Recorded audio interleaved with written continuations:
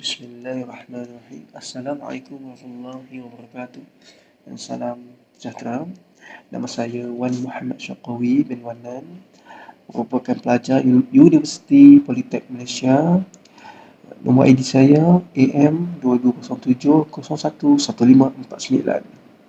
Pada hari ini saya akan mempersembahkan satu inovasi dalam pendidikan moral. Itu saya menggunakan saya mencipta laman serbaguna yang tugas saya ini diberikan oleh pensyarah saya, iaitu Puan Saleha binti Muda. Okey, tanpa buang masa, jom kita tengok apa yang ada. Okey, jom tengok agenda. Agenda yang pertama, pengenalan. Yang kedua, penyataan masalah. Yang ketiga, objektif inovasi. Yang keempat, cara atau kaedah pelaksanaan. Dan kelima, kesimpulan. Okay, apa itu laman serbaguna? Laman serbaguna ialah laman merupakan satu inovasi yang direka menggunakan Google Site. Daripada Google Site, saya tukarkan kepada satu inovasi. Okey, terdapat juga beberapa aplikasi yang saya gabungkan untuk merupakan pembelajaran dan pengajaran lebih baik, seperti Anyflip, MyLink.la, Quizizz, Kahoot, YouTube dan Google Form. Kalau kita boleh lihat di sebelah kanan, ada contoh laman serbaguna yang saya telah buat.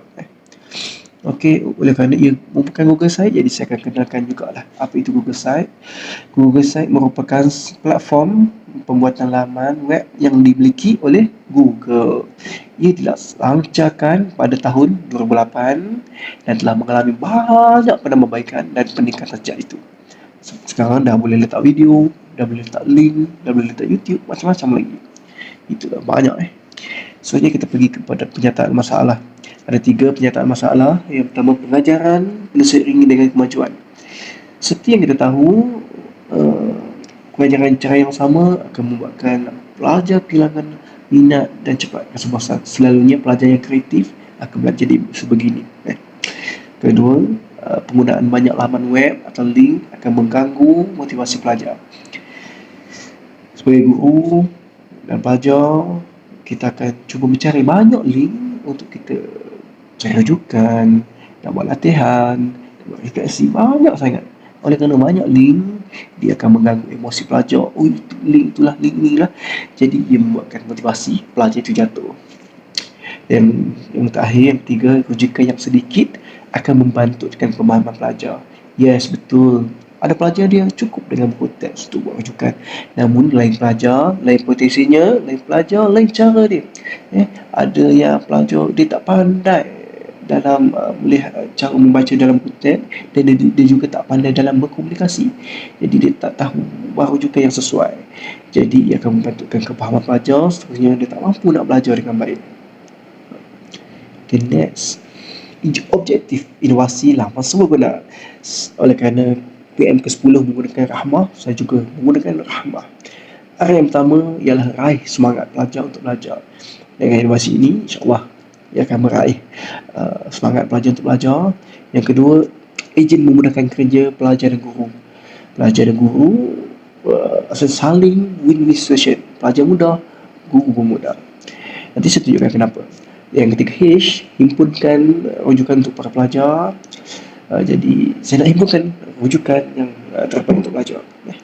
Dan yang keempat, M, menyediakan satu tempat untuk semua link, rujukan, pelatihan ke nota ke apa ke, semua kat situ. Dan A, aplikasi kemodenan dalam pembelajaran. Kalau boleh, kita selari dengan arus kemodenan supaya kita tak ketinggalan. Dan yang seterusnya, hidupkan suasana yang ceria dalam kelas. Andai kata kita menggunakan kaedah yang terbaik, insyaAllah pelajar akan ceria dalam kelas. Okey, seterusnya kaedah penggunaan laman serbaguna. Pelajar dan guru hanya perlu masuk link yang diberikan atau laman web yang diberikan. Pelajar, yang kedua, pelajar ikut arahan yang diberikan. Apa yang kita nak buat, pelajar follow, cikgu follow.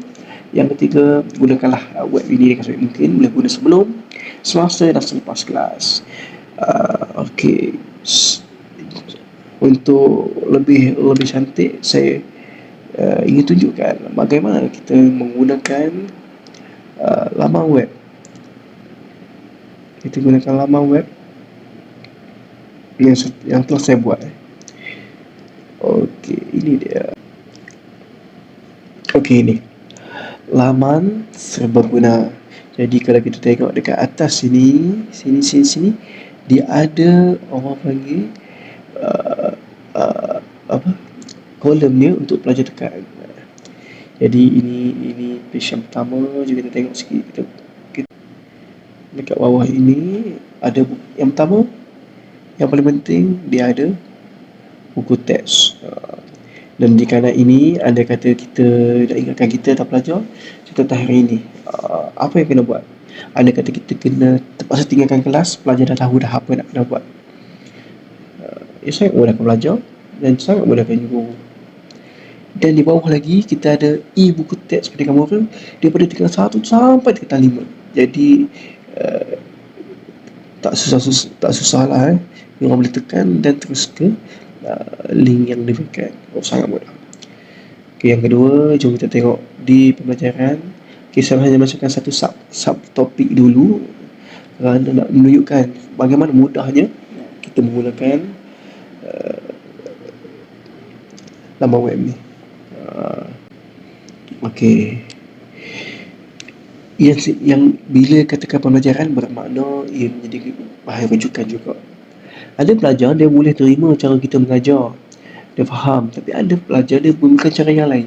Jadi dekat sini saya menyediakan link-link YouTube di mana guru lain yang dekat YouTube cara dia orang mengajar mungkin sesuai dengan pelajar tu.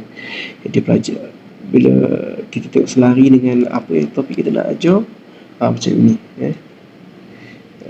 ini yang pertama, ini yang kedua, rujukan yang kedua, dan yang bawah ini mungkin latihan sedikit untuk membuatkan pelajar lebih faham. Ini buat pembelajaran, dia orang akan faham belajar sendiri. Nanti anda kata kita tinggalkan kelas, kita boleh buat video kita dan kita boleh letakkan macam ni juga. Jadi ia satu inovasi yang sangat baik lah. Yang sebenarnya penghayatan ini saya meletakkan video-video berkait dengan apa yang kita nak ajar. Macam saya nak ajar tentang unit 7 bijaksana memilih sahabat. Jadi dalam penghayatan ini saya meletakkan video-video yang ada di YouTube supaya pelajar boleh tengok, boleh faham, dan akhir sekali pelajar dapat pengajaran daripada video itu. Seterusnya pelajar boleh buat refleksi.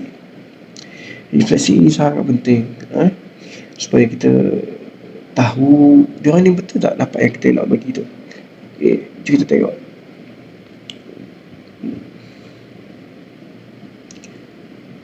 Ni contoh video yang saya letak.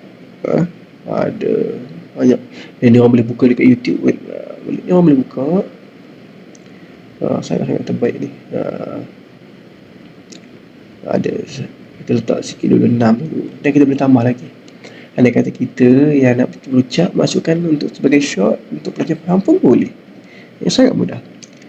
Kemudian terus kepada latihan. Okey, ini latihan ni. Saya buat 2 latihan dalam kelas dan tugasan perkumpulan. Di latihan 1 dalam kelas ini kita ada link quizzes dan Kahoot, dan tugasan perkumpulan ini saya gunakan Padlet. Jom kita tengok latihan 1 dulu. Okey, latihan 1 dalam latihan 2 ini menggunakan quizzes. Kita cuba dulu satu, kita tak buka semua. Jadi ini untuk quizzes. Okey, dan yang bawah ini Kahoot. Jadi nanti kita boleh cuba. Dan tugas kumpulan ini pula, jom kita tengok. Okey, ini contoh yang saya buat. Tunjukkan potensi diri. Ini dia orang punya tugas saya kena buat. Semua pelajar perlu membuat salah satu daripada sedangkan di bawah bagi penilaian kedua. Tadi kita dapat penilaian pertama dalam kelas, yang kedua tugasan. Semuanya bertemakan sahabat yang positif. Okey, kalau pelajar nak buat nyanyian, teruskan nyanyian, puisi, boleh baca puisi, Dan semua ini dia orang boleh buat apa saja nak, buat bentuk suara saja ke, tulisan ke, lakonan ke, kita lain orang lain potensi, jadi kita nak congkil bakat dia orang dan buat membudayakan sahabat yang positif ini. Itu rasa yang kedua. Okey, kita kembali kepada langsung guna balik. Di sini saya ada buat Google Form. Google Form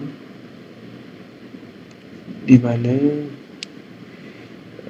di pada refleksi ini maklumat akan masuk ke dalam Google Form dan terus kepada Google Sheet.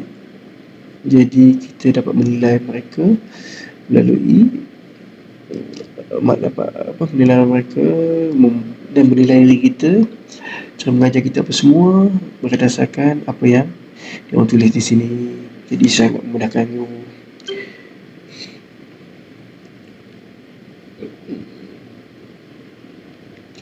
Okey, dan yang terakhir kita kembali kepada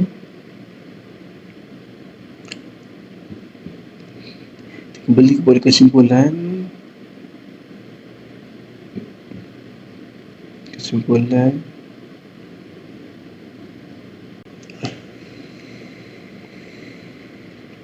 Untuk menghasilkan keputusan yang berbeza, kita menggunakan cara yang berbeza. Hanya orang gila sahaja yang menggunakan cara yang sama untuk meminta penghasilan ataupun kejayaan yang berbeza. Jadi dengan menggunakan inovasi yang terbaru, insyaAllah kita akan mencipta satu budaya baru, semangat yang baru, insyaAllah akan membantu pelajar untuk lebih berjaya. Sekian saja daripada saya. Sekian, terima kasih. Bye-bye.